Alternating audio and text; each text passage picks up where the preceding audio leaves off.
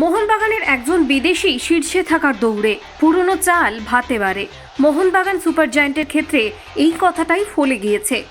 এবারের মরশুম শুরু হওয়ার আগে আক্রমণাত্মক ভাগের দুই নামী বিদেশি ফুটবলারকে সই করিয়েছিল বাগান।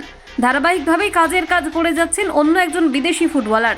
অনেক দাম দিয়ে জেসন কামিন্স ও আর্মান্দো সাদিকুকে দলে নিয়ে এসেছে মোহনবাগান সুপার জায়ান্ট।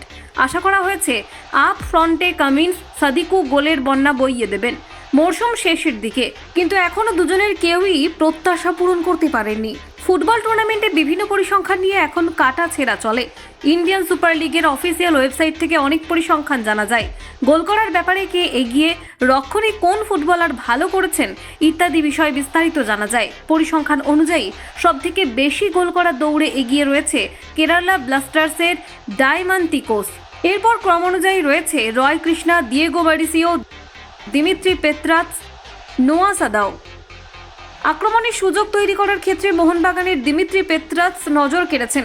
চলতি আইএসএল এর সবথেকে বেশি সুযোগ তৈরি করেছেন পাঞ্জাব এফসির মাহি তেলাল। এই তালিকায় দিমিত্রি পেত্রাৎস রয়েছেন 4 নম্বরে। 41টি সুযোগ তৈরি করেছেন বাগানের অস্ট্রেলিয়ান তারকা ফুটবলার। কলকাতা 24/7.in।